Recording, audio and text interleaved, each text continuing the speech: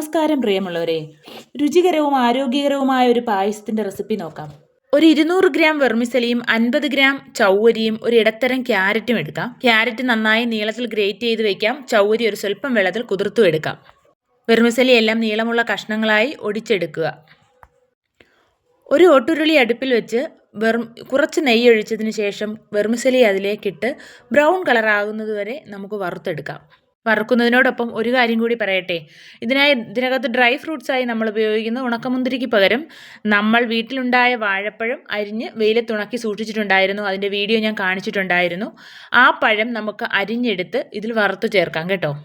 പായസത്തിന് തന്നെ ഒരു അസാധ്യ രുചി വരുന്നുണ്ട് ഇതിലൂടെ.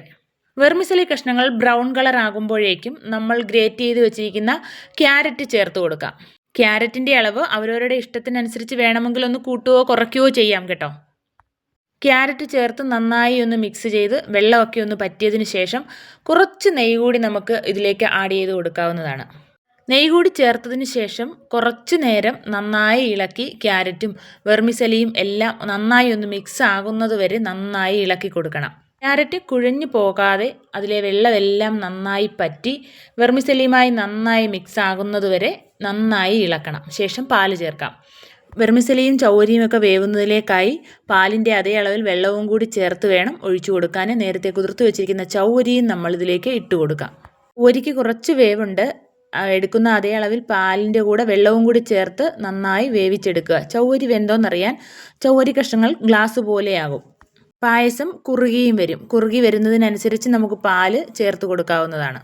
കുറേ നേരത്തെ പാചകം ഒഴിവാക്കാൻ നമുക്ക് ചൗവരി വേണമെങ്കിൽ സെപ്പറേറ്റ് കുക്കറിലോ മറ്റോ വേവിച്ചും ഇതിലേക്ക് ചേർത്ത് കൊടുക്കാം. ഇത്രയും നേരമുള്ള കുക്കിങ്ങിൻ്റെ ആവശ്യം അപ്പോഴില്ല. ചൗവരിയും വെർമിസെലിയും എല്ലാം നന്നായി വെന്തതിന് ശേഷം മാത്രമേ നമുക്ക് പായസത്തിലേക്ക് മധുരം ചേർക്കാൻ പറ്റത്തുള്ളൂ. പഞ്ചസാര ഇടുമ്പോൾ നമ്മൾ കഷ്ണങ്ങളെല്ലാം വെന്തെന്ന് ഉറപ്പാക്കിയിരിക്കണം.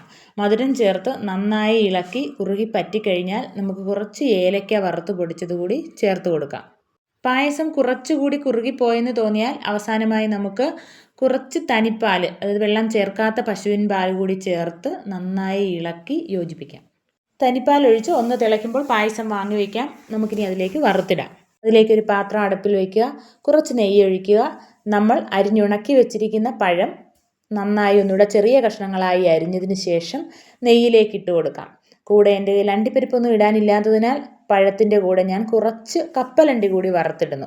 അണ്ടിപ്പരിപ്പുള്ളവർക്ക് അത് ഇടാൻ കേട്ടോ വേണമെങ്കിൽ. എൻ്റെ കയ്യിൽ ഇപ്പോഴതില്ല. പിന്നെ കപ്പലണ്ടിയുടെ ടേസ്റ്റ് ഇഷ്ടമല്ലാത്തവർക്കും അത് ഒഴിവാക്കാം. വറുത്തവ പായസത്തിന് മുകളിലിട്ട് അലങ്കരിക്കാം. രുചികരമായ പായസം റെഡിയാണ്. ഹെൽത്തിയാണ്.